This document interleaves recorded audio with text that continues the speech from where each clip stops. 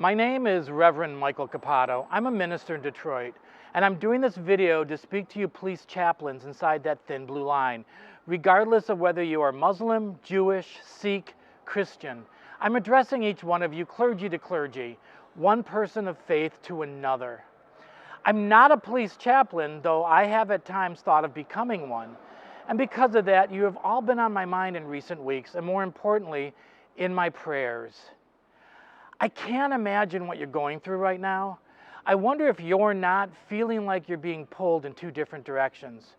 On the one hand, your calling to your vocation has been about compassion, love, and peace, about loving your neighbors and enemies. But at the same time, God has led all of you to serve in a community that at times treats its children in a way that's against those teachings. I'm talking about where people of color are concerned. It seems that particularly African Americans are being violently criminalized for everyday behavior. The same behavior that, if done by me, would have had a different and more peaceful outcome. Just a few days ago, just 20 minutes up the road from me, an African American Amazon delivery driver was forcibly taken to the ground and cuffed for the heinous crime of parking his delivery van the wrong way to drop off a package.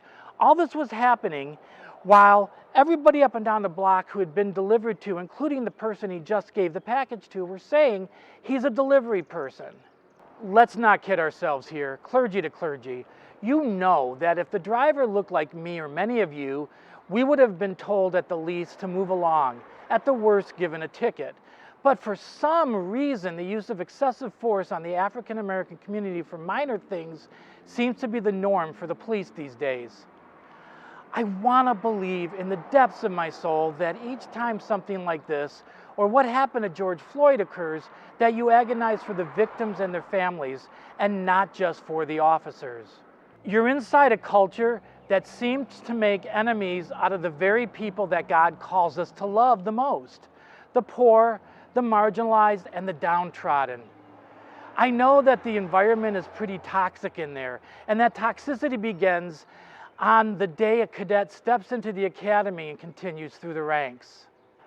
I want to believe that as a person of faith, when you encounter the ideas, behaviors, and words behind these tragic actions, that you don't remain silent, that you're already speaking out against racism and the use of excessive force against the African American community. If you aren't, I'm appealing to you as a fellow minister to start doing so. I really believe that God placed you inside police stations for a reason, to speak for those who need it the most, to those who need it the most, to remind those troubled officers who use violence of the humanness of those that they are charged with protecting and serving, and to help them find that humanness inside themselves as well. I also know that there are good men and women in uniform who are as bothered by this as I pray you are, and I am asking that you speak to them, give them a voice, and empower them to not only stand up to the racist and overly aggressive colleagues, but also to work on changing the culture from within that thin blue line. Gandhi asked us to be the change that we wish to see in the world, and I believe, clergy to clergy, that it's you that are meant to be the agents of that change. So please, for the love of God, do something. God bless you.